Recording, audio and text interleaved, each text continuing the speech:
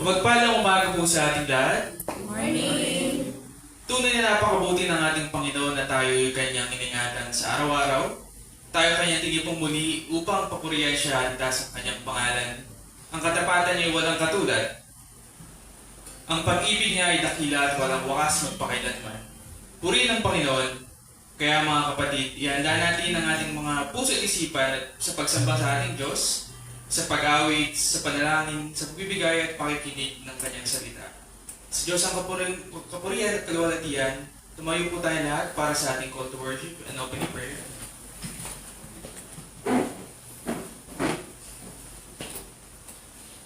Psalms 95, 1-7 says, O come, let us sing to the Lord. Let us make a joyful noise to the rock of our salvation. Let us come into His presence with thanksgiving. Let us make a joyful noise to Him with songs of praise. For the Lord is a great God, and a great King above all gods. In His hand are the depths of the earth. The heights of the mountains are His also. The sea is His, for He made it, and His hand formed the dry land. O come, let us worship and bow down. Let us kneel before the Lord, our Maker, for He is our God, and we are the people of His pasture and the sheep of His hand. Tayo po'y manalangin. Amang makapangyarihan sila, kami po ay pusong nagpapasalamat sa araw na ito, na patuloy niyong pag-iingat sa paggabay sa amin sa araw-araw. At kami po ay humihingi ng kapatawaran sa lahat ng aming mga kasalanan. At naway linisin ninyo ang aming mga puso at isipan. Sapagkat kayo lamang ang lubos na nakakaalam ng aming mga iniisip at ginagawa. Amin din pong dinadalangin ang aming mga kapatid na wala pa rito. Ingatan at pagtabayan niyo po sila at tindahan niyo po ang aming mga puso at isipan upang maging bukas sa pagdinig at patanggap ng iyong banal na salita. Maraming salamat po sa inyong walang hanggang biyaya at pag-ibig. Ito po ang aming langin sa pangalan ng Jesus. Amen. At tinahanihan ko na po ang lahat upang umawit na papuri at pagsamba sa ating Panginoon sa pangunguna po ng ating music team. Sabay-sabay po natin itaas ang pangalan ng ating dakilang Panginoong Diyos.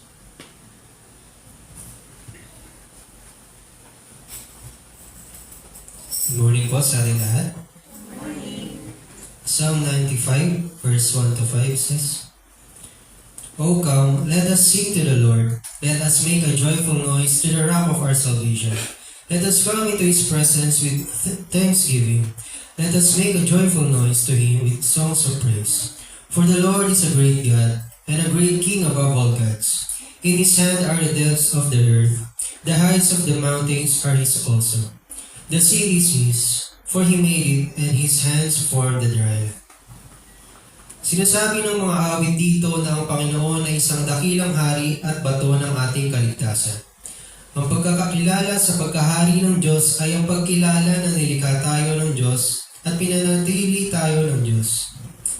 Nilalang ng Diyos ang mundo, mula sa kailaliman nito hanggang sa kalangitan, mula sa dagat hanggang sa lupa, at ang Diyos ay nagahari dito. Bilang hari ng mga hari, siya lang ang may kapangyarihang magligtas. Nakita natin ito sa Ebanghelyo nang ipadala niya ang kanyang anak na si Kristo Jesus upang iligtas tayo sa ating mga kasalanan at sa kapahamakan. Marapat lamang na ating papurihan siya sapagkat ang ating papuri ay pagpapahayag ng pananalig at pasasalamat sa Kanya. Kaya mga kapatid, ating awitan ng may kagalakan ng hari ng mga hari at ating Diyos na tagapagligtas. Let's sing all praise to Him.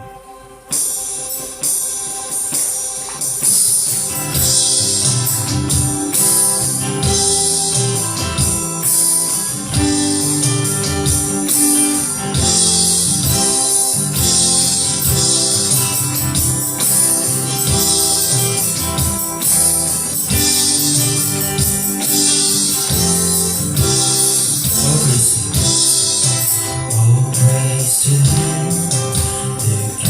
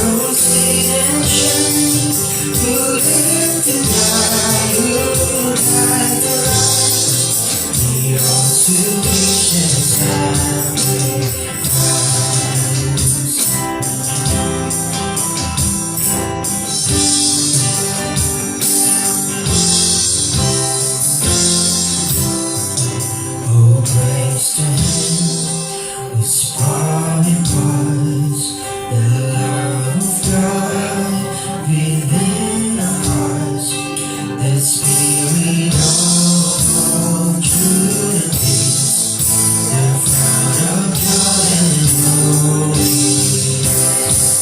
Through the Father, Son, and Spirit, our souls will live. Our words we love, we use the triumph God we pray. In the loving hearts our soul. To the Father, Son, and the Spirit, our souls to live.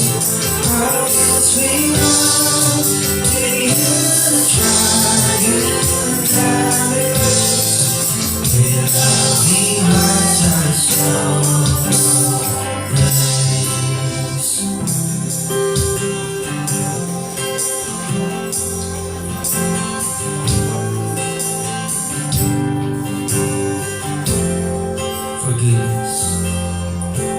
Forgiveness and for mercy that has surely followed us, and every blessing we could never earn. For all the gifts we cherish that are pictures of your love, what could we ever offer in return? Thank you. Thank you, Father. Thank you. You are always good. Thank you, Father. Thank you. You are always faithful. We are thankful.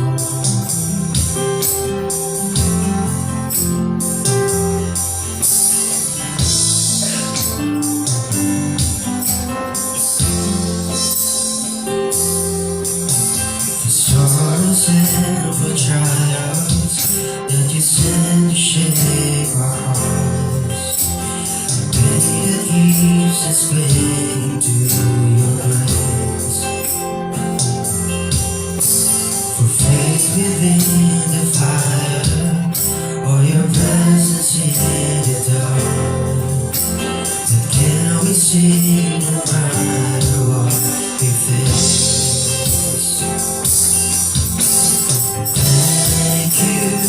Thank you, Father. Thank you. You are always good.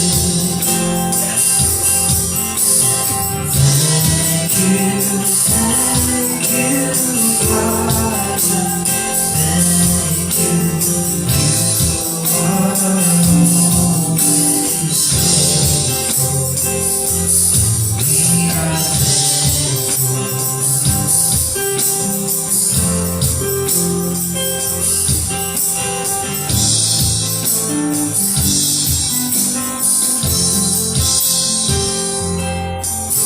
For pardon and forgiveness through our Savior's sacrifice, and that it's swallowed up in victory. For love that's never failed us, and your everlasting light, with you we save for all eternity. Thank you, Father. Thank you.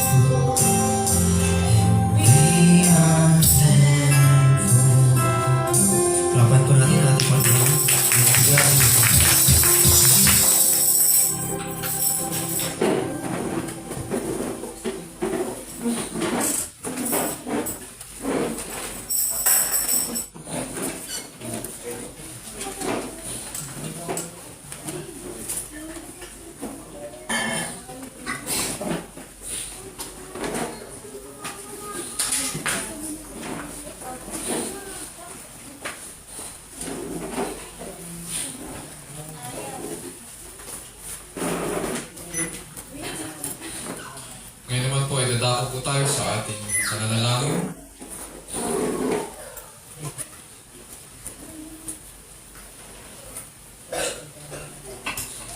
Let's all settle down.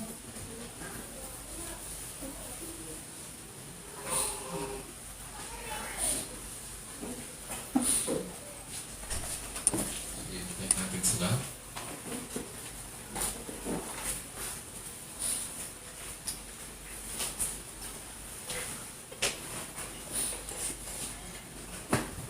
Okay.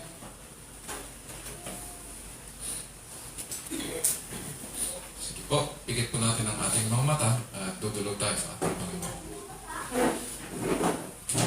Our loving Heavenly Father, indeed we are thankful.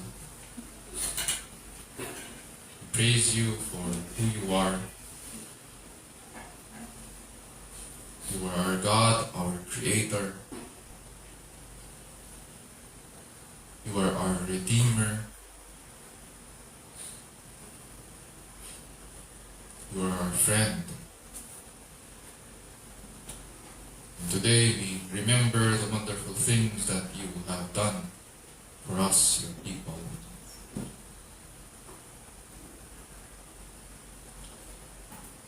Most especially, O Lord, we have come to celebrate in your presence the redeeming work you have done through your Son, Jesus Christ. How you have saved us, O Lord, from our sins.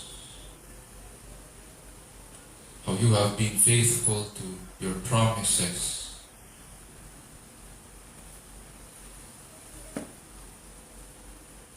Your people throughout generations.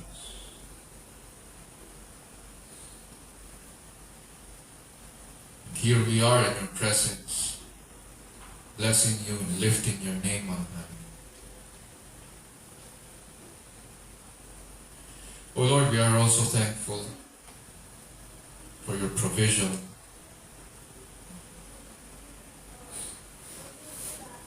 Thank you, Panginoon, for this past week.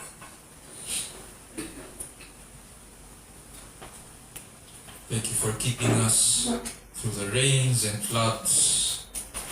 And today, dear Lord, we are also thankful for the fair weather, so that we can physically come together and worship with joy and gratitude in our hearts, and to minister to one another.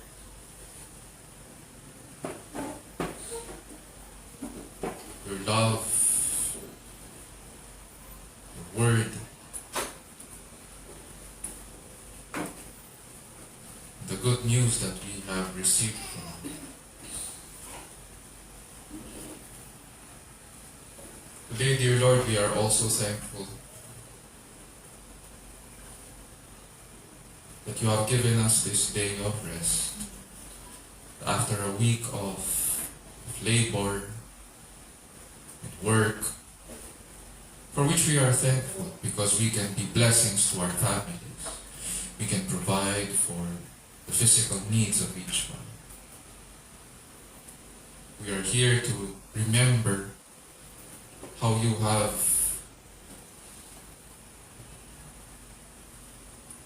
made this day.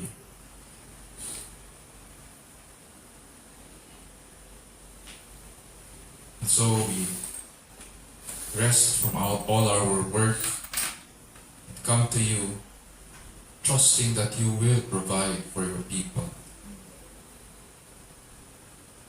And we come in faith and in thanksgiving for all your promises and all that you're going to do.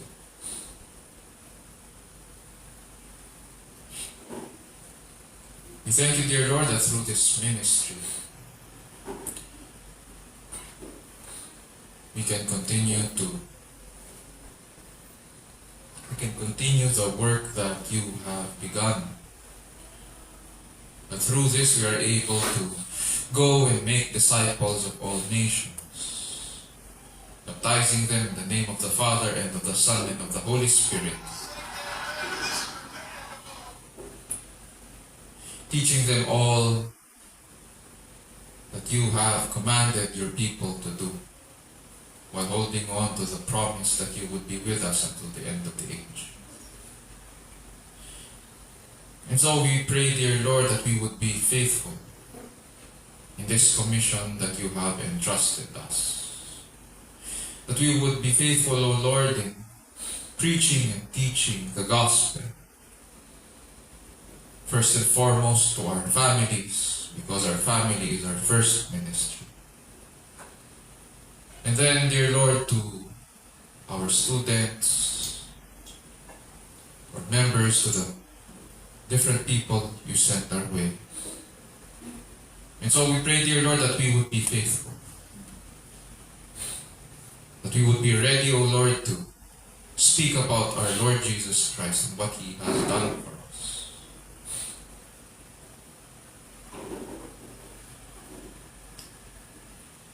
We pray, O Lord, that through this may your people be strengthened as well. Edify your body, O Lord, as we feed from your word.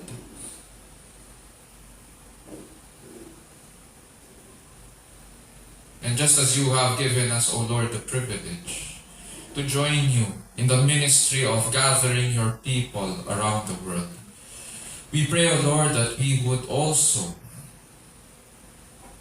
be diligent in doing so, in equipping our families, and the members of our ministries.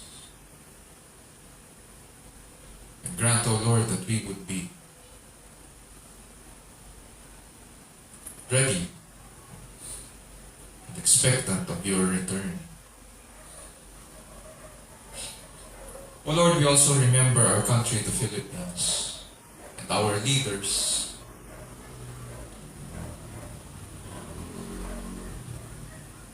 As they lead us, Panginoon, through this crisis. While we may not always agree, Panginoon, sa mga decisions na ginagawa ng aming mga government officials at kung ano man ang pinapahayag nila sa media, our prayer, dear Lord, is that you would grant them wisdom. And just as you have given them the responsibility to care for the welfare of the people, so we pray, dear Lord, that they would also have a sense of accountability sa mga ginagawa nila. What is happening, dear Lord, we ask, O Lord, that they would also be held accountable. May truth prevail in the midst of all that is happening.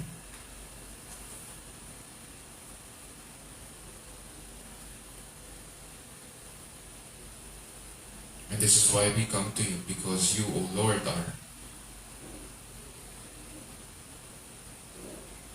you sit on your throne. You rule over all.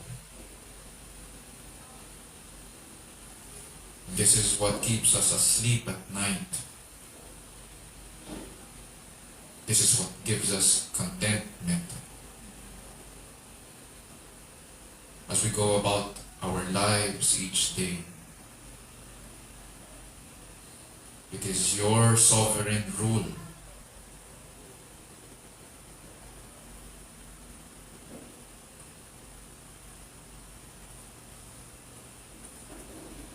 That gives us solace, Panginoon.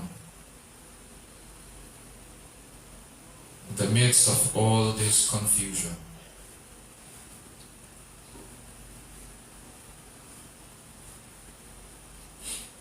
O Lord, we also pray for our brothers and sisters in government who continue to serve with faithfulness, who continue to teach and preach the good news.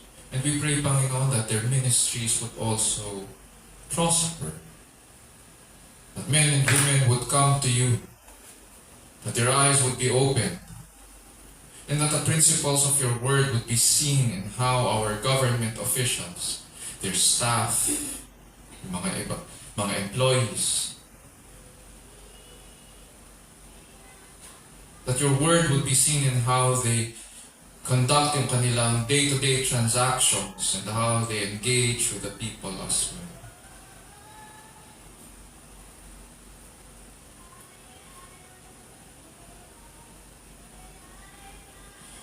Dear Lord, we pray that may the programs being drafted, mga policies, although the country, Panginoon, is preoccupied currently sa impeachment. Our prayer, dear Lord, is that the policies being drafted para tulungan ng mga citizens during this time would also prove successful.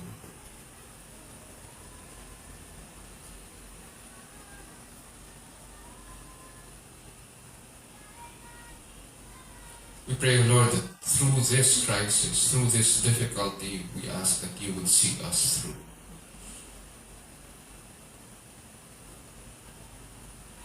We also come to you, O Lord, with our personal concerns.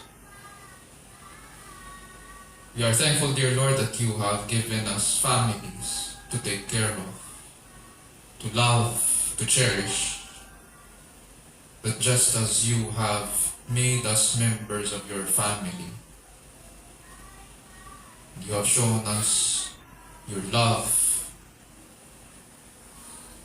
So we pray, dear Lord, that we would live by your example.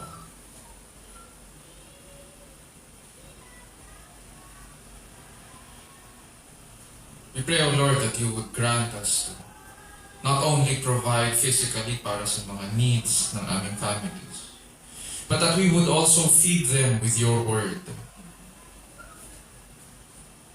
That just as you continue to teach us week after week after week, so we pray that we would also be ready to nourish the members of our families with the milk of your word and meat as well. Strengthen us, O Lord, through the circumstances and trials that we face. Draw us closer to you. That in times of difficulty and challenge, we would remember, Panginoon, how you have been faithful to your people. And time again, this has been proven, and may we remember it. Dear Lord, we pray that you would grant us also to point one another to you. As you grow your people, we pray that they would be strengthened.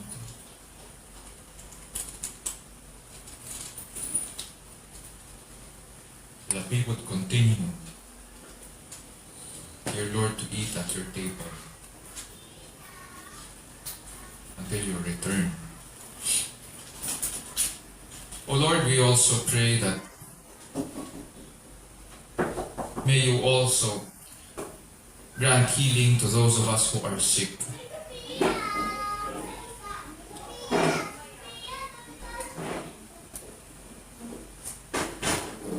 Those of us who are feeling under the weather, and we ask, O Lord, that the meds that they are taking would be effective, that they would respond to it.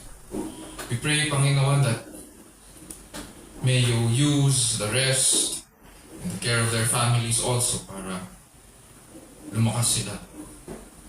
We pray, Panginoon, for those of us who are experiencing allergies dahil sa pabago-bagong panahon, and cough and cold also.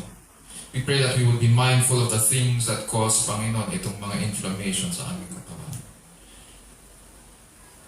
And in being aware, Panginoon, we pray that may we avoid what needs to be avoided, to take in or do what needs to be done. For at the end of the day, our bodies are a gift from you. And so we ought to take care of it.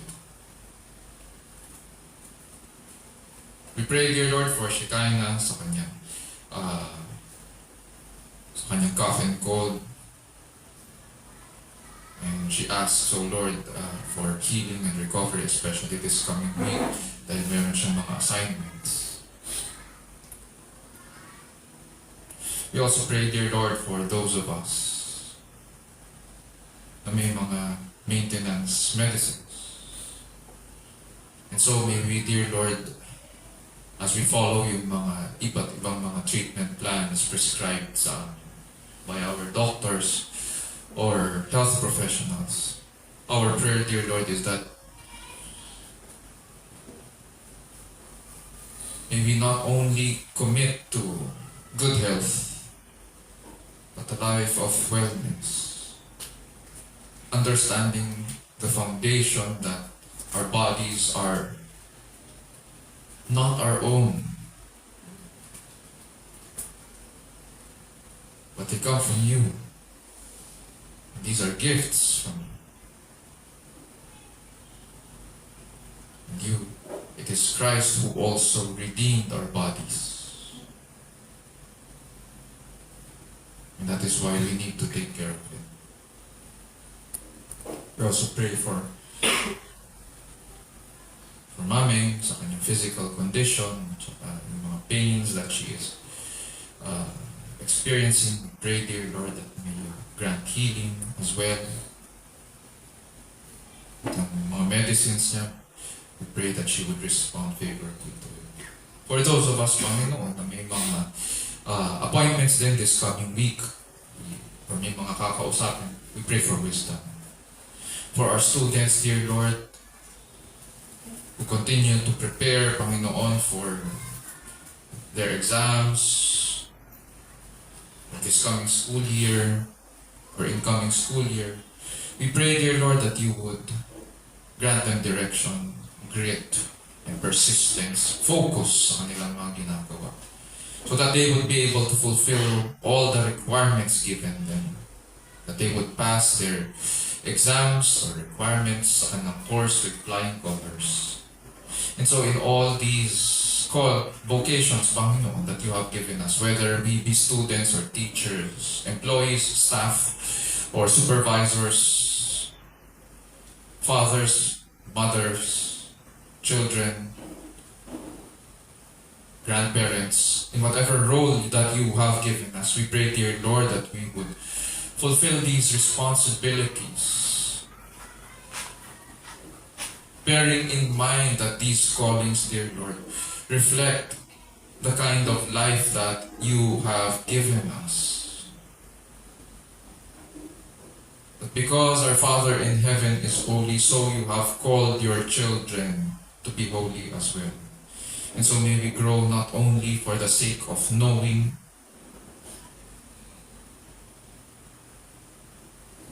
and gathering skill, but that we would grow in holiness also, being a salt and light unto the world. And so we thank you, dear Lord, for these opportunities that you also give us so that we could grow in grace and in the knowledge of our Lord Jesus Christ. As we approach you now, dear Lord, in the study of your word, and in praising you for giving us this privilege to join our brothers and sisters around the world in worshiping you, we pray that you would open our eyes to the truth. Open our ears as well to our shepherd's call, so that as you teach us from your word, we pray that we would respond. Grant us to see your beauty, majesty, and excellencies. Grant us to hear. You call out our names, each one. And as you do, dear Lord, from your word, we pray that you would change us, and we would be changed. And this we pray in Jesus' name, our Lord and Savior. And all of God's people will say, Amen. Amen.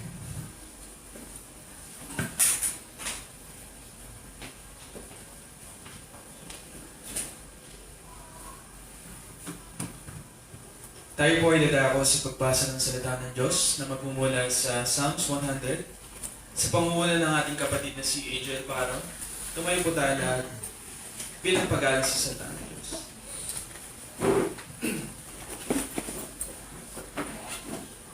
Buksan po natin ang ating mga Bibles sa Psalm 100.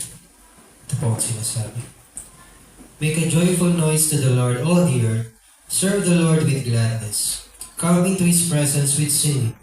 Know that the Lord, He is God. It is He who made us, and we are His. We are His people and the sheep of His pasture.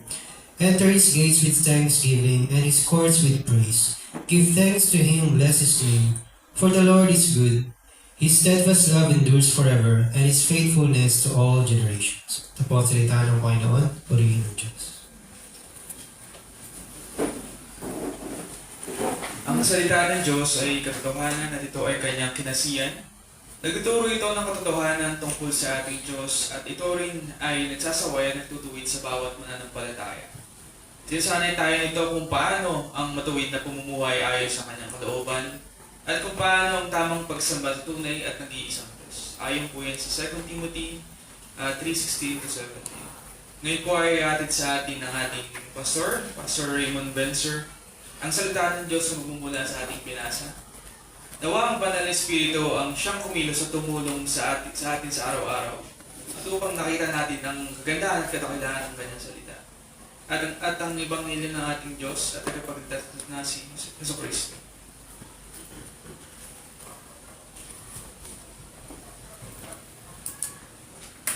Good morning.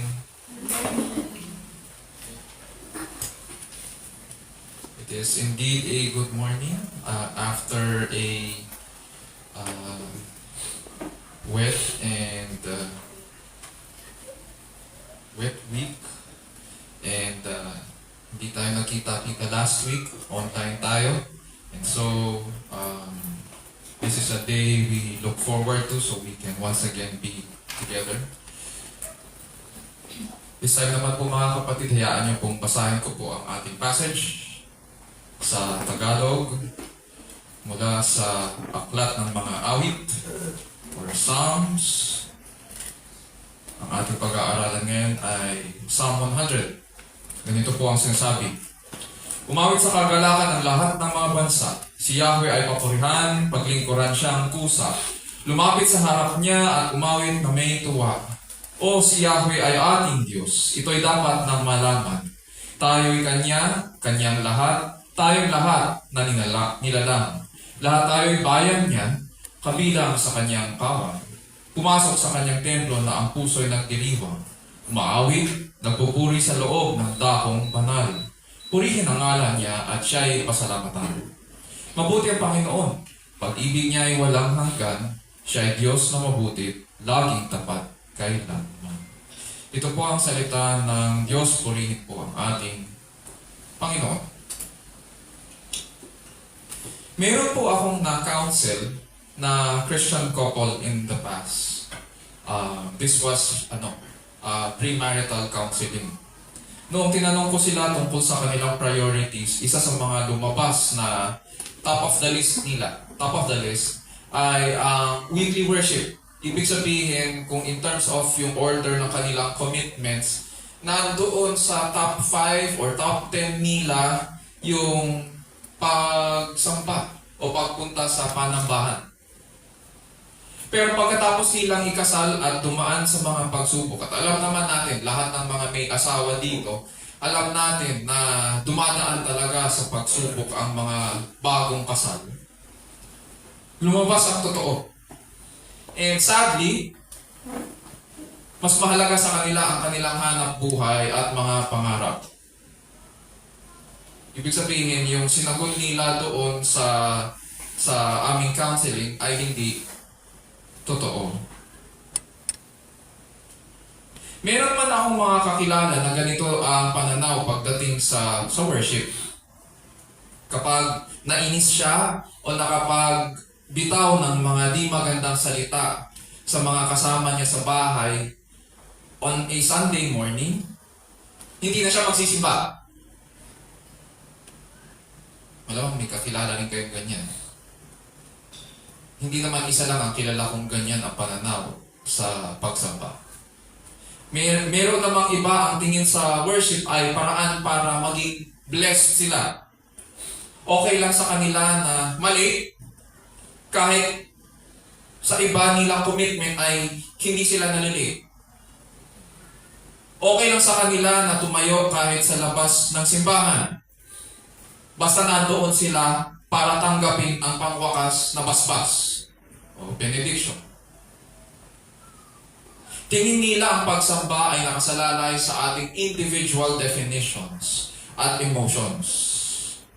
Marami sa panahon natin ngayon na ganito ang pananaw, na I will worship God in my own little way. Let's hope He accepts it. Nagpapakasakali tayo na maging katanggap-tanggap ang ating handog sa Panginoon. Kasi nga, isip natin, at isip din nila, na ganito ang pagsamba. Na hinuhulaan natin at nagbabakasakali tayo. At bukod doon, pag nasita ng konti at kinokorek, ano ang usual na reaction ng Pinoy? Wala namang masama, wala namang nasasaktan sa ginagawa ko.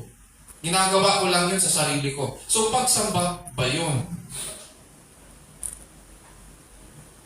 O sarili mo ang sinusunod mo? Mahalagang pag-aralan ito sapagkat pinakikilala dito kung sino ang creator at kung sino ang creature. There is a vast difference.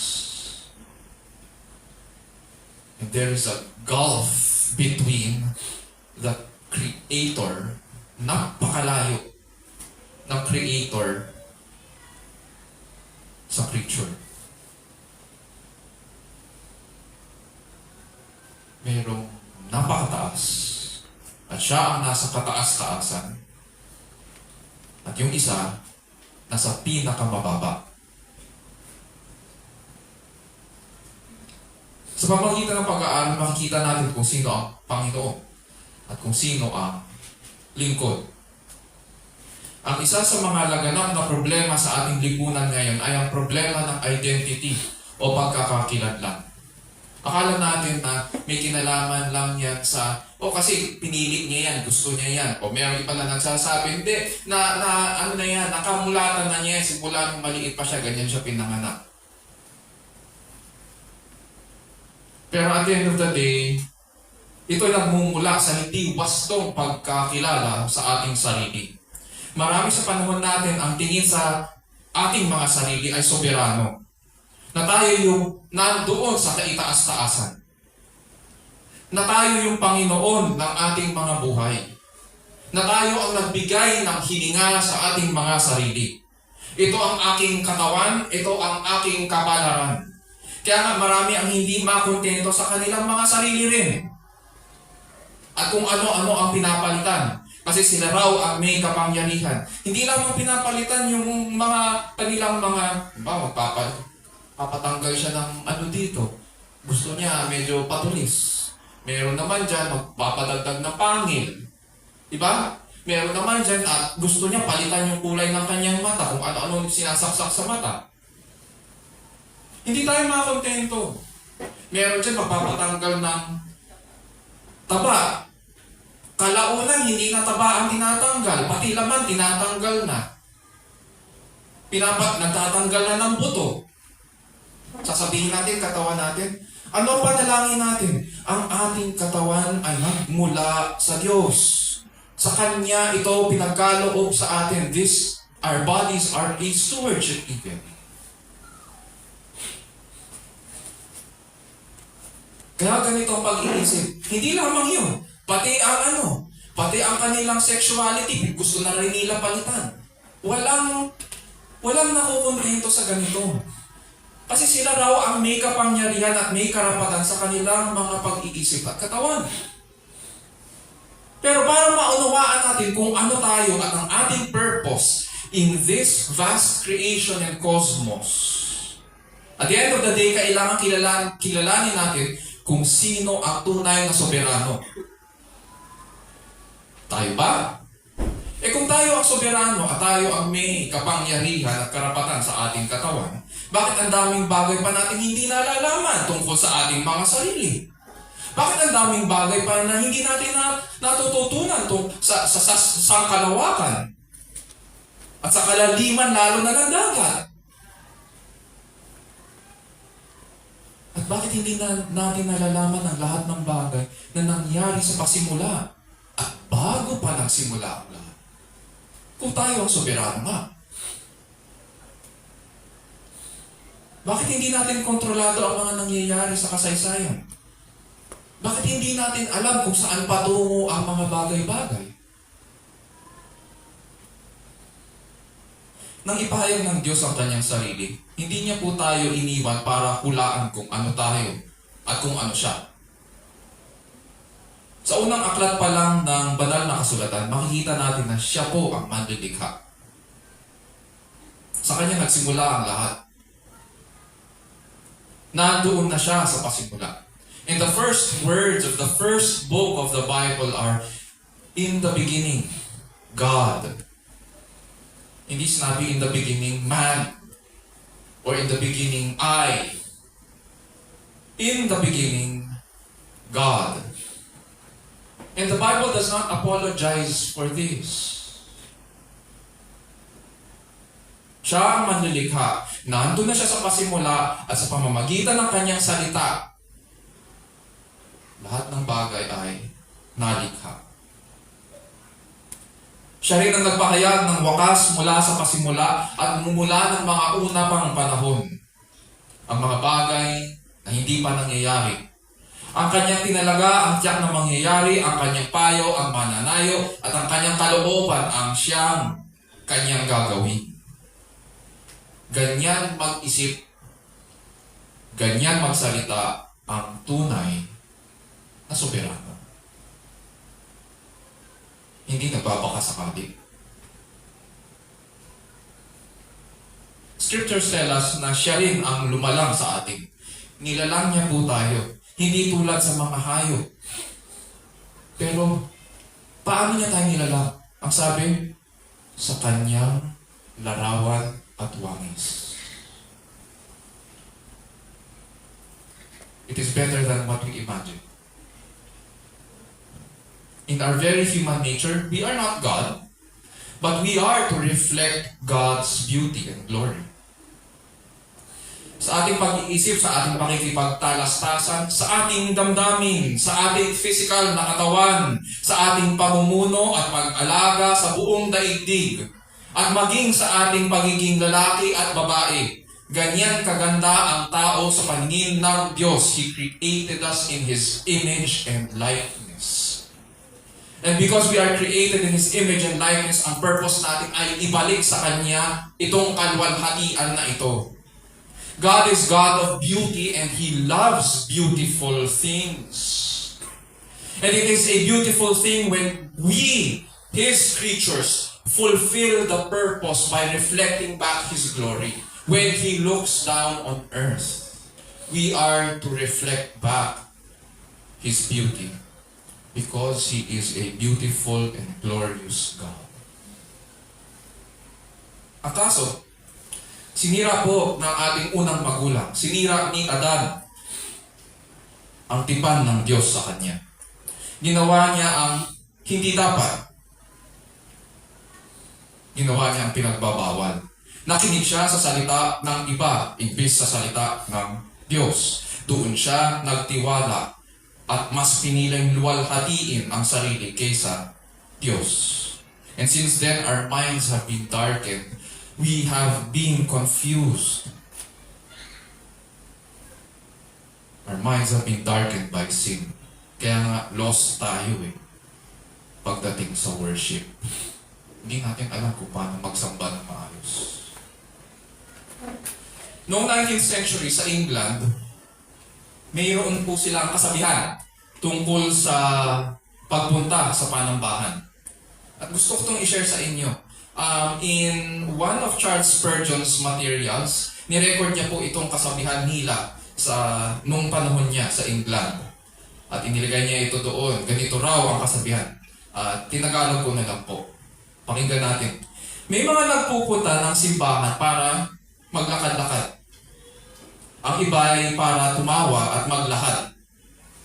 Ang iba ay nagtutungo roon upang sa kaibigan ay makipagkita. Ang iba naman ay upang magpalipas ng kanilang oras. Merong iba na nagtutungo roon para sa kasintahan ay makipagtagpo. Meron iba sa kanilang pagkakamali ay nagtatago. Ang iba naman ay nagpupunta para usisain ang di nalalaman. Ang iba naman ay lahat pinagmamasdan. Ang iba ay nagtutungo roon upang umidlip at tumango-tango. Diba? Obvious naman yung observation. Tama yung observation eh. Nangyayari rin yun hanggang ngayon. At kitang-kita din yun ang inyong pastor, katulad ni Pastor Charles Spurgeon ng panahon niya. Pero hindi pa natatapos ang tula. Mayroong pinakahuli. Ang tunay na marunong ay sa Diyos sumasamba. Panalangin ko po na sa ating pag-aaral ngayon ay matulungan tayong makita kung sino ang Diyos at kung ano ang dapat na ating tugon sa Kanya bilang ating paglilingkod. Nawabigyan niya tayo ng pangunawa ukol sa ating tunay na pagkakakilanlan at palakasin niya rin tayo habang tayo'y nagsasama-sama bilang isang katawan ni Kristo sa harapan po ng Diyos habang nabubuhay po sa ilalim ng kapangyarihan ng Diyos para sa kagwalhatian ng ating dakilang Diyos. The question that we pose with Scripture this morning is simple lang. What are the two reasons we are to approach God in joyful praise and thanksgiving? What are the two reasons we are to approach God in joyful praise and thanksgiving? Ang ating passage na pag-aaralan ay mula sa sa aklat ng mga awit. Sa ancient Israel, itong aklat na ito ay ginagamit sa pagsamba sa Diyos. It is considered as a songbook of the Bible and also the prayer book. Ang Psalm 100 ay kabilang po sa mga tinatawag natin na anonymous psalms.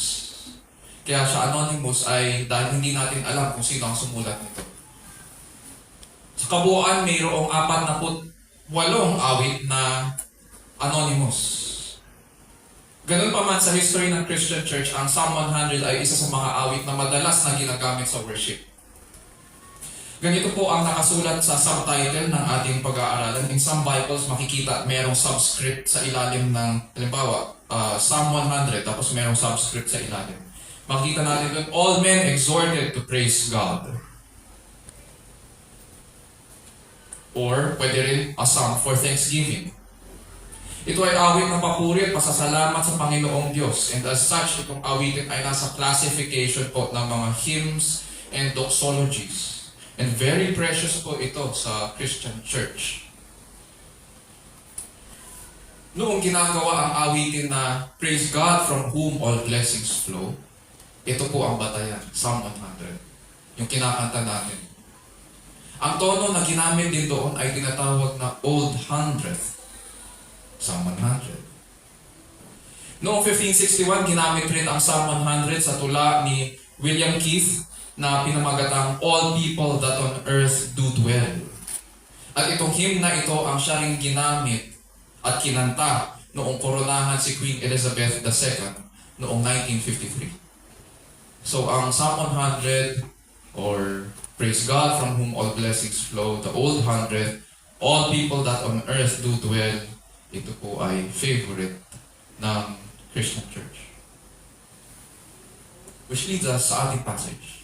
Verses 1 to 3. Buksan natin ang ating mga Bible sa Psalm 100. Ganito po ang sinasabi. Shout joyfully to the Lord, all the earth. Serve the Lord with gladness. Come before Him with joyful singing. Know that the Lord Himself is God. It is He who made us, and not we ourselves. We are His people and the sheep of His pasture. Mapapansin natin agad na ang awit ay nagsisimula sa mga set of commands. that compose a sevenfold call to worship. Sevenfold call to worship. Ang ganda, no? Sa verses 1 to 3, sinasabi, shout joyfully to the Lord, serve the Lord with gladness, come before Him with joyful singing, know the Lord. And then sa verses 4 to 5, nandun ang remaining 3 calls to worship. Enter His gates with thanksgiving, give thanks to Him, bless His name. And all because this is a sevenfold call to worship. Lahat ng ito ay nagpapakita ng kasiyahan o kagalakan sa harapan ng Panginoon. And that is why whenever we come together and worship God, tama lang na that we worship Him with happiness and joy. Kaya nga, mapapansin din natin, ang tawag minsan sa worship service ay worship celebration. Because we celebrate in the presence of God. Sabi ng mga awit sa verse 1, shout joyfully to the Lord, all the earth. Ang gaganap daw ng pag-awit ng may kagalakan ay, sino daw? All the earth. Tinatawag ang lahat ng nilalang, o sa ibang versions, lahat ng mga bansa, na magsilapit at mag-ingay ng may kasiyahan sa harapan ng Panginoon. At pagkatapos niya silang tawaging mag-ingay, sila rin ay tinawag na maglingkod ng may kasiyahan. What does this service with gladness look like? Sabi niya sa verse 2b, come before Him with joyful singing. Mga kapatid at kaibigan, God is a God who loves beauty and music. Hindi po tayo ang nag-invento ng music. Hindi rin tayo ang originators ng beauty. God is a God who loves beauty and music. Siya ang lumikha ng musika at kagandahan. Sabi nga ng mga seraphim sa kanilang awit sa Panginoon sa Isaiah 6:3, holy, holy, holy is the Lord of hosts. The whole earth is full of His glory. The whole earth is full of His glory. Kapag pinagmasdan natin ang ating paligid, makikita po natin kung paano siya papurihan ng lahat ng bagay. Ang langit at lupa sa kanilang iba't ibang kulay. Ang paghuni ng hangin. Sa umaga, pag nakinig tayo sa mga ibon, ang kanilang mga tiririt. Ang kahol ng mga aso at ang atungal mula sa pinakamalaking hayop hanggang sa higing ng mga pinakamaliit. Ang lahat ay umaawit ng kanilang papuri sa Panginoon. Maging ang mga dambuhalang balyena ay sumisipol ng magagandang tinig. Tama lang na umawit tayo ng magaganda at masasayang himig sa kanyang presensya. Ang salitang serve na ginamit din dito sa ating passage, serve the Lord with gladness. Sa original language, this is the same word na ginamit sa Deuteronomy 6:13 para sa salitang worship. Pakinggan natin ang sinasabi ni Moises sa Israel. Dito sa Deuteronomy 6:13, you shall fear only the Lord your God, and you shall worship Him and swear by His name, or you shall serve Him. Bilang kanyang mga nilalang, tinatawag tayo na mag-serve o mag-worship with gladness. And we are to follow His word, His commands with joyful singing. Not because God needs it, or dahil napipilitan tayo. On the contrary, dahil ang Diyos ay Diyos, wala po siyang pangangailangan. He does not need anything. Walang kulang sa Kanya. But He calls us into His presence because it is beautiful when creation fulfills its purpose. When creation fulfills its existence. Our purpose, ito sa mga nag-aral ng philosophy, laging ang pangunahing tanong ay, who am I? At laging gusto ma-discover kung ano ba ang purpose ng existence ng tao. At hindi ma-discover yun kung hindi sasabihin o hindi ipapahayag ng Creator. At sinasabi dito ng Creator, ang purpose natin ay i-glorify siya.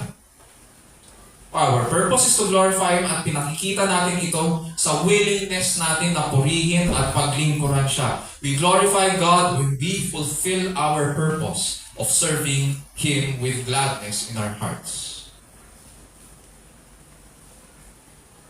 Sa verse 3, tinawag ng mga awit ang lahat na kilalanin kung sino ang ating sinasamba at bakit siya karapat-dapat sambahin. Sabi dyan, know that the Lord Himself is God. The subject is God, and He is Lord. It is He who made us, not we ourselves. We are His people and the sheep of His pasture. Meron ako nakausap one time na Christian, member ng church, hindi dito. At nagkaroon kami ng friendly debate at sabi niya sa akin, okay lang sa kanya yung ginagawa ng mga tao ngayon na, alam niyo yung term na nip-tuck? Nip-tuck. Yung papa-alter ng katawan dahil medyo pear-shaped siya, gusto niya medyo mukhang hourglass o Coke bottle yung hugis ng kanyang katawan. O gusto niya palakihin yung kanyang mga hita, yung kanyang puwet, magpapadagdag siya ng kung ano dyan. O gusto niya medyo papayatin yung kanyang mukha. So gusto niya medyo heart shape, so magpapatanggal siya ng buto dito at saka mga laman. Okay lang daw sa kanya. Okay lang daw. Sinagot ko siya. Bakit? Kasi total, kanya-kanya naman yan, kanya-kanya katawan niya. Sinagot ko po siya. Kailan ba natin pinoses ang ating sariling katawan? Saan ba sinasabi sa Christian thinking na ang ating katawan ay sa atin? That this is our possession, that we hold right to it. Where in the Bible can we read na tayo ang nagmamay-ari sa ating mga sarili? Hindi siya makasagot. Sabi ko, this body, itong pinagkaloob sa atin, which is part of our very human nature, comes from God. He owns it. And therefore, siya ang may karapatan na magsabi. Siya ang may karapatan na magbigay sa atin ng katawan na nararapat sa atin. And therefore, dapat natin inaalagaan ito at hindi inaabuso.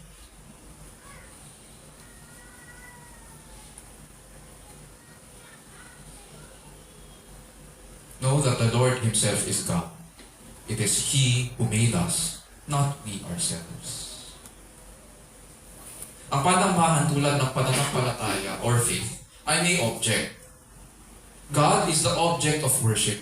And the psalmist here is telling us that there is only one who is worthy of our joyful shouts of praise. Diyos lang. Siya lang. At sino itong Diyos? Sagot dyan ng psalmist, siya si Yahweh. Siya ang ating Diyos. Gusto ko yung lalo na ibang translations ng mga Bible. Kapag sinabi doon, siya si Yahweh. Mas preferred ko yun na gano'n. Bakit?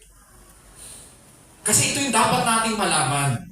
Na pinahayag ng Diyos at binigay niya sa ating ang kanyang kung anong dapat na itawag sa Kanya. Nagmula yun sa Kanya. He is worthy of our happy singing and service sapagkat siya ang lumalang sa atin. He is our Creator and we are His creatures.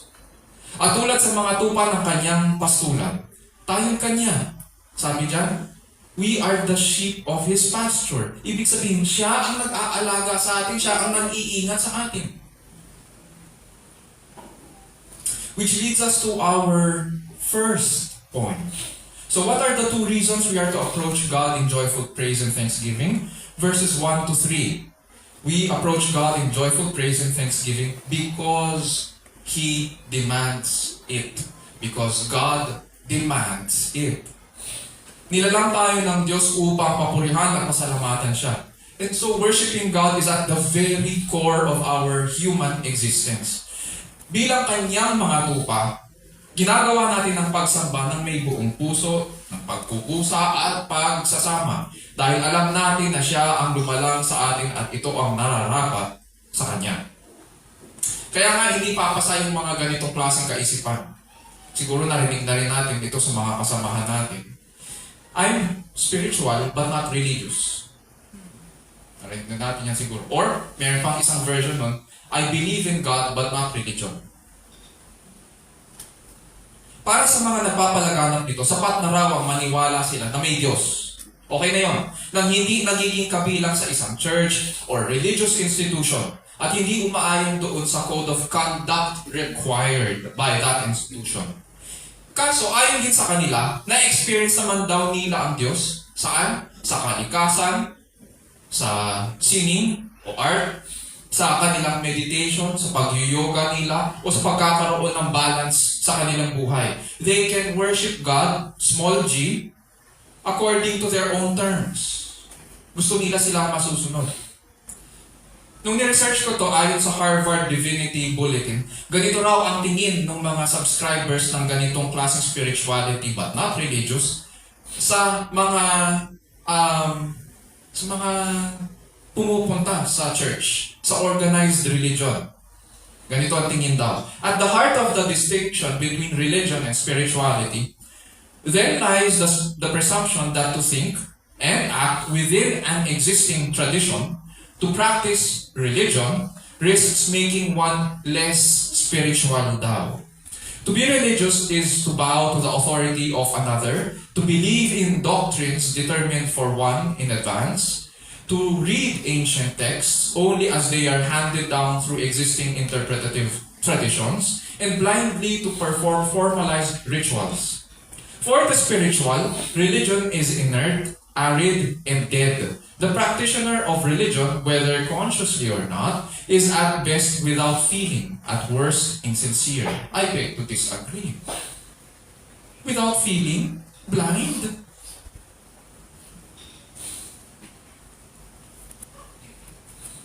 Without feeling, yun na ang ini-encourage. Serve the Lord with gladness.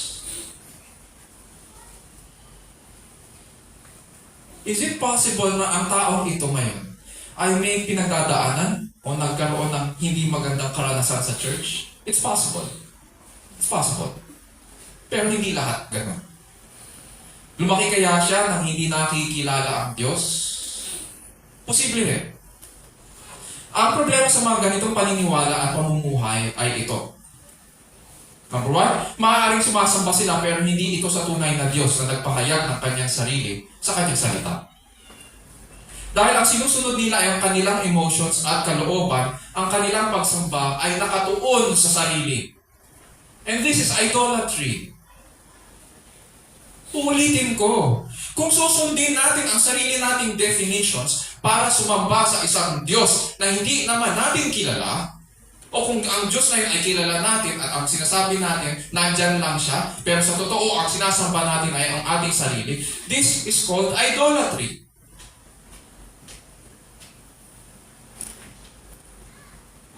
At kinamumuhian niya ng Diyos.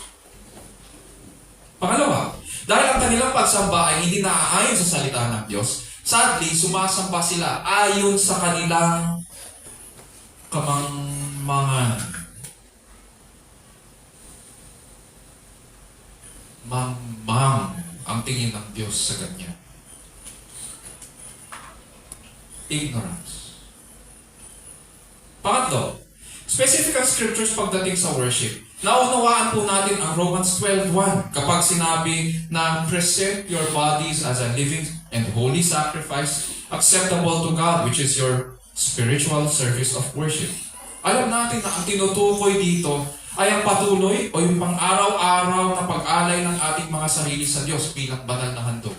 This is our everyday worship. Yung individual worship natin sa Panginoon sa pamamagitan ng ating mga buhay. Yun yung sinasabi sa Romans 12:1. This is worship in the sense of everyday. Pero at the same time, Scripture also commands God's people to come together. Merong individual na everyday, merong weekly coming together of God's people para i-reflect yung katawan ni Kristo. To pray together, to sing together, to minister to one another together, to study God's Word together, to eat together in fellowship, to serve one another, to do good to one another, to bear one another's burdens. Hindi mo magagawa yun kung hindi kayo magtitipon. Kung hindi na tayo magtitipon, hindi natin magagawa yun together. Kaya nga may commands na together eh. Because God ordained corporate worship. At pinapakita at pinapaalala nito ang ating pagsasama pagdating ng pagbabago ng lahat ng bagay. Pag dumating ang Panginoong Hesukristo, yan ang gagawin natin. Sama-sama natin gagawin yun. Kaya nga sinabi sa Hebrews 10:24-25, let us consider how to stimulate one another to love and good deeds. Notice yung one another na naman na command. Stimulate one another to love and good deeds, not forsaking our own assembling together, as is the habit of some, but encouraging one another. Dito po sa Psalm 100, hindi sinabi ng mga aawit na, know that the Lord Himself is God. It is He who has made me, and not I myself. I am His people, and the sheep of His pasture. Sinabi ba na gano'n? Tingnan natin uli yung Psalm 100. It is He who has made me, and not I myself. I am His people. Ganun ba pagkakasulat? Hindi. It sounds ridiculous.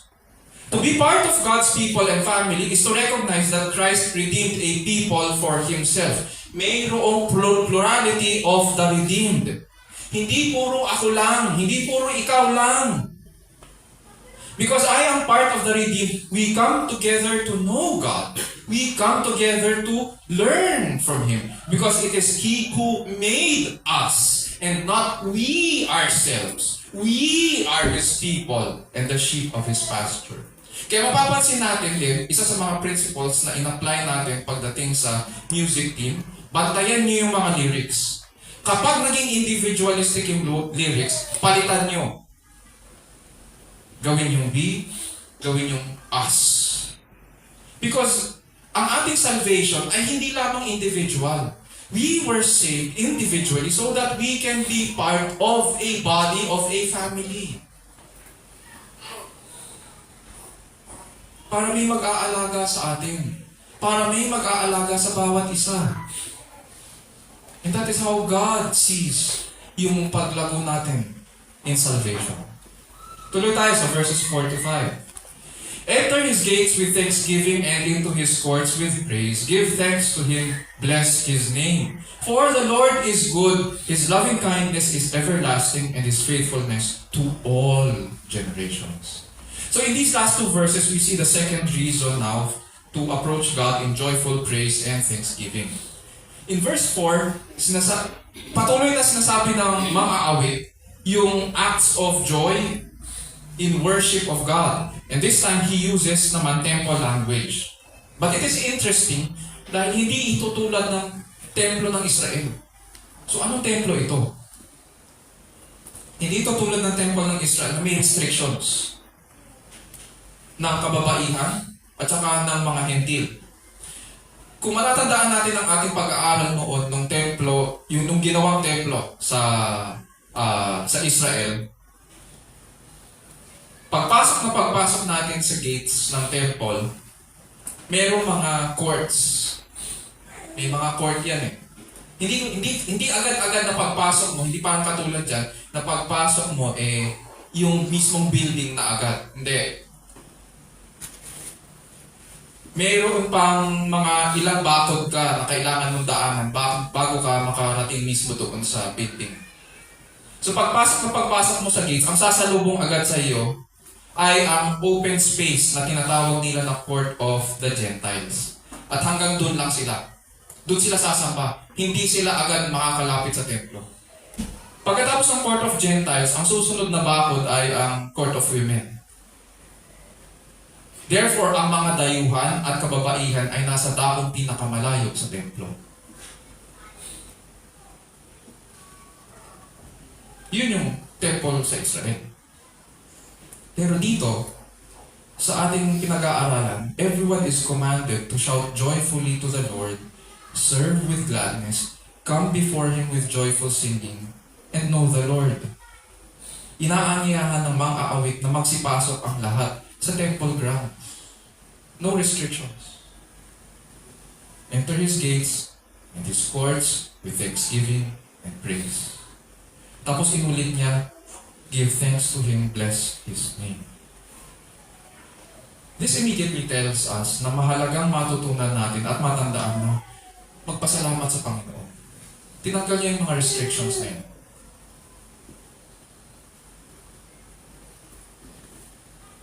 Thanksgiving is an essential part of our worship sa Panginoon. And why should we give thanks? Because God is a giver of good things. And we receive them from Him. Malaya tayong nakakapagsamba sa Kanya. Verse 5 sinasabi, for the Lord is good. Ang salitang Lord dito sa Psalm 100 ay ang salitang Yahweh. So kung makikita natin sa ibang versions ng Bible, Yahweh is good. Ang Yahweh na pangalan ay ang covenant name ng Diyos na pinahayag niya po kay Moises. Nang tanungin ni Moises ang Diyos, Panginoon, anong pangalan ang ibibigay mo sa kanila kapag nagtanong sila sa akin? Hindi ko kasi alam kung paano sasagutin niyo. Ang sagot ng Diyos ay ang who I am. Yun ang sasabihin nyo. Doon nagmula itong pangalan na Yahweh, na ang ibig sabihin ay am who I am dahil nais ng Diyos na makilala siya ng kanyang bayan. It tells us that God has a covenant relationship with His people, kaya niya binigay yung kanyang pangalan. So why is the Lord good to His people? What makes Him good?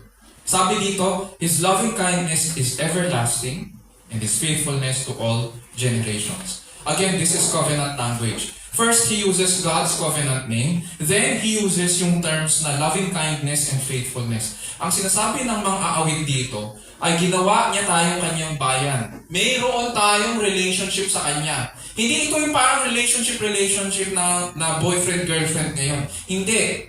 Pag sinabing may covenant relationship ka noong unang panahon sa Diyos, ibig lang sabihin, hindi siya kasunduan. Kasi ang kasunduan sa panahon natin ngayon, parang katulad ng mga ginagawa ng mga buyer and seller ngayon, na patas kayo, pareho kayo may karapatan at kailangan tignan ng karapatan ng bawat isa. Dito hindi kayo equal. When we talk about God's covenant with His people, mayroong nagbigay ng covenant at Diyos ang nag-i-initiate nun.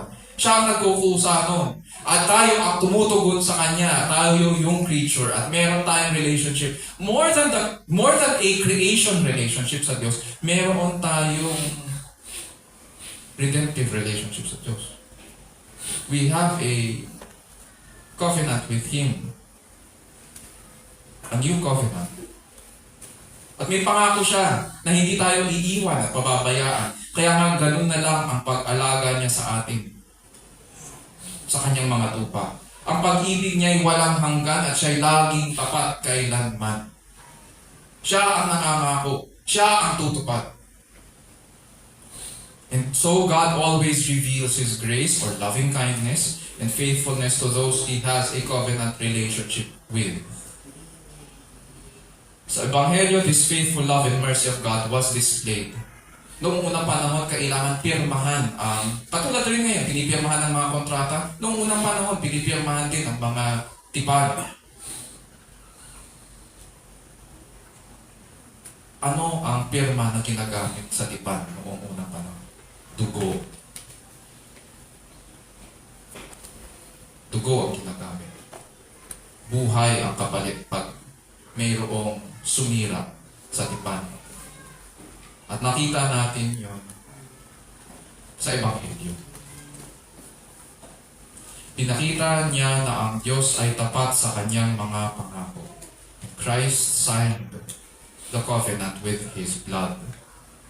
Christ is God's faithfulness to His covenant promises. Hindi lamang yun. Pinadama rin ng Diyos ang kanyang pag-ibig sa atin na mga makasalanan. Datapwat, sabi diyan, ipinagtagubilin ng Diyos ang kanyang pag-ibig sa atin na nang tayo mga makasalanan pa, si Kristo ay namatay dahil sa atin. Alam ng Diyos na sa ating kalugmukan wala tayong kakayahan na tubusin ang ating mga sarili. Sa kanyang habag si Kristo ang ginawang handog. Bagamat hindi siya nagkasala, siya ang pinarusahan para tayo ang maligtas at maluwalhati ang Diyos sa lahat. Kaya nga dahil sa ginawa ni Kristo, dapat nating maintindihan. Dito na tayo sa application part. How do we apply all this? Number 1. Ang ating katawan po ay templo ng banal na Espiritu. At ginagamit ito para parangalan ang Diyos. Nilinis niya tayo sa pamamagitan ng dugo ni Kristo upang manahan sa atin ang kanyang Espiritu at hindi dapat ito ginagamit sa pakikiapid. Uulitin ko po.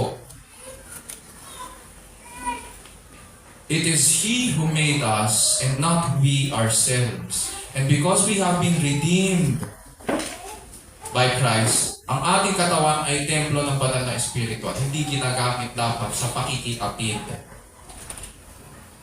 Pangalawa, ang worship ay response o tugon natin sa Diyos. It is based on knowing God.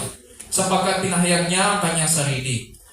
Sabi nga sa John 4:24, nung kausap ng Panginoong Jesus yung babae sa balon, God is spirit, and those who worship Him must worship in spirit and in truth. And therefore, we worship based on knowledge. We worship based on what the scriptures tell us. How can we say that we have sung praises to Him kung hindi natin siya kilala? Paano mo nasabi na mahal mo siya kung hindi mo naman kilala? It does not make sense. Diba? It does not make sense.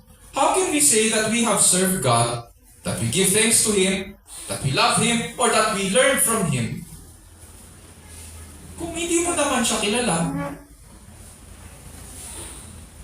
We cannot. We cannot worship God if we do not know Him.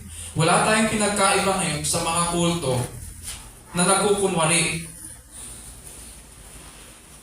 Hindi tayo mapagkunwari. Kaya nga, in the past, na-share ko na rin ito. Ang isa sa mga criticism sa akin ay bakit ko daw ginagawang parang school yung church? Bakit daw parang todo kung mag-aral? Talaga namang school eh. School naman talaga eh. Kailangan natin makilala ang ating sinasamba. Kailangan naman manatili tayong mangmang buong buhay natin. Ngayon na. Kailangan niya rin mas-school. Diba? Maging sa ating mga pamilya, ang mga bata, ang mga musmos, mga sanggol, kailangan dumaan sa school yan ng kanilang mga magulang. Kailangan matuto sila sa kanilang magulang. At ganoon din tayo. Kailangan natin matuto sa ating Ama sa langit. Kailangan natin matuto kay Kristo. Mukhang hindi nakakatulong. Kailangan nyo baguhin yung ano nyo para maging effective. O diba, tumahimik nang tumayo.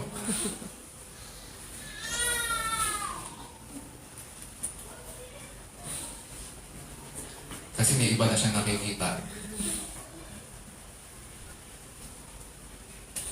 Ibig sabihin, ayaw niya na nakaupo kayo. Tumayo tayo lamang kayo. Diba? Mga bata. May paraan sila. Anyway, balik tayo. We cannot worship if we do not know the object of our worship. Wala tayong pinagkaiba ngayon sa mga kulto. Kung kamangmangan lang din ang pinaiiral. Pero hindi tayo kulto. Hindi nalulugod ang Diyos sa emptiness at saka senselessness. And that is why we come to Him, we learn from Him, and God is glorified when we know Him.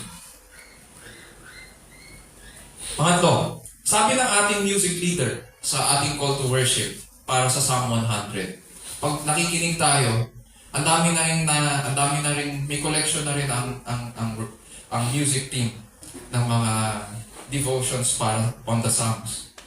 I hope matapos namin yun with the year ends. Sabi niya sa Psalm 100, we worship God outside the gates as much as we worship Him inside the gates. Why is this? Because the worship of God involves all of life. All of our life. From beginning to end, we belong to Him. From birth to death, hanggang sa marating natin ang Kanyang harapan, all of life belongs to Him. Siya ang nagbigay buhay sa atin. Siya ang tumubos, hindi lang sa ating kaluluwa, pati rin sa ating mga katawan, sa pamamagitan ng Kanyang anak. Siya ang naglinis sa atin. Siya rin ang nag-iingat sa atin para marating natin ang Kanyang presensya. Siya ang nagkaloob sa atin ng panibagong buhay para makapiling tayo sa walang hanggan. All of life is His. Ganito ang larawan nga ni Apostol Juan sa araw na tayong lahat ay magsasama-sama muli sa banal na lungsod. Pakinggan natin ang nakita niya. Revelation 21, 22 to 24. Sabi niya, I saw no temple in it. Nung nakita ni Apostol Juan the new city of Jerusalem, sabi niya, I saw no temple in it. For the Lord God, the Almighty, and the Lamb are its temple. And the city has no need of the sun or of the moon to shine on it, for the glory of God has illuminated it, and its lamp is the Lamb. The nations will walk by its light, and the kings of the earth will bring their glory into it. Sa araw na yun, wala na raw templo. Because it is God who dwells among His people. He will be our temple. Ang ilaw ay ang Panginoong Jesus at lahat tayo tulad sa masisiglang mga tupa ay masayang lalakad sa Kanyang liwanag, magpakailan-kailan. Kaya mga kapatid at kaibigan, ang pagsamba o worship is at the very core of our human nature. And it spans all of life. It is the purpose of the creature. Sa kabuuan, nagpapakita ito ng masigabong papuri, paglilingkod, pasasalamat sa Panginoon. Worship is the reason God created us in the first place. To answer the question, what is my purpose of existence? This is, itong Psalm 100 tells us, that this is the purpose of the creature. This is the reason God created us in the first place, and in response, we do it willingly and joyfully. What are the two reasons we are to approach God in joyful praise and thanksgiving? Verses 1 to 3, number 1, we approach God in joyful praise and thanksgiving because He demands it. Number 2, verses 4 to 5, we approach God in joyful thanksgiving and praise because He deserves it. Worship is also a responsibility.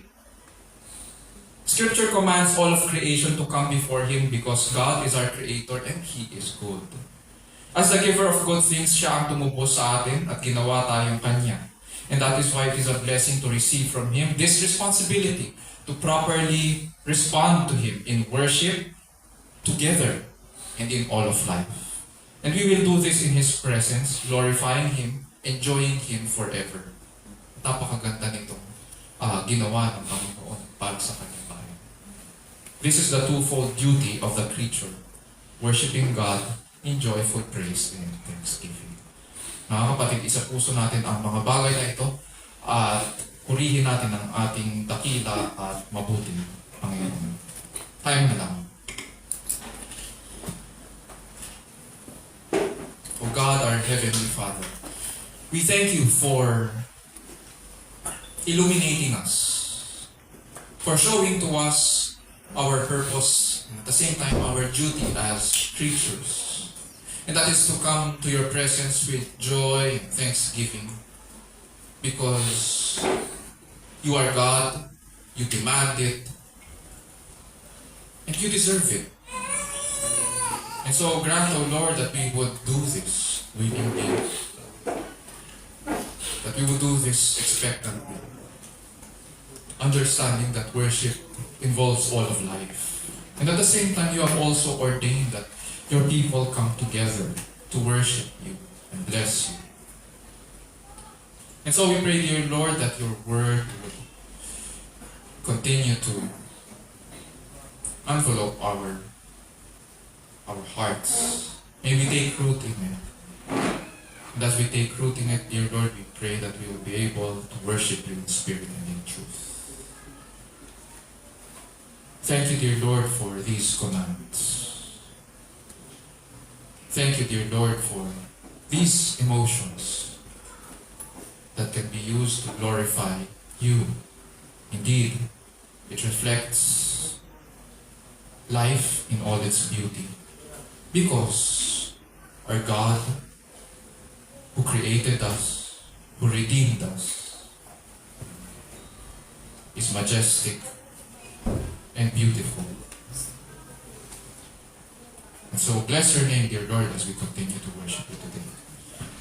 And this we pray in Jesus' name, our Lord and Savior. And all of God's people will say, Amen. Amen. Ngayon po ay dadaan po tayo sa bibigay. Gusto ko lang pong basahin sa James 1:17-18.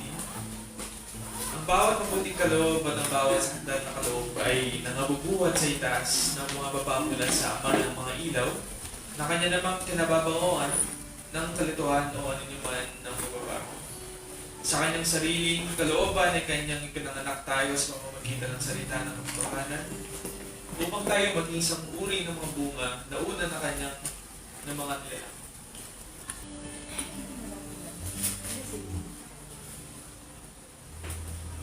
Tayo po ay tumayo at awitin ang ating doxology.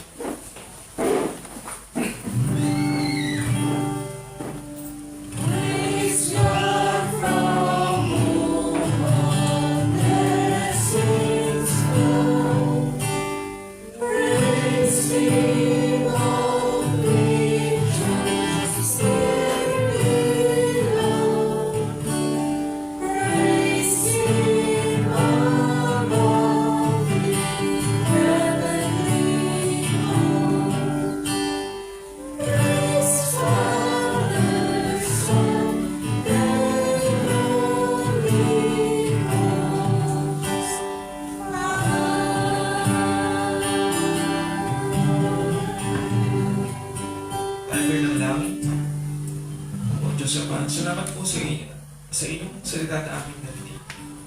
At ito po ay pagkain ng aming puso't kaluluwa. At salamat din po sa mga kaloob na aming natanggap. At ito po ay magagamit sa pagpapalago ng iglesia at pagpapalaganap ng iyong salita. Naway pagpalayo po ang bawat isa sa amin at patuloy niyo pong gabayan. Sa pangalan ng Jesus. Amen.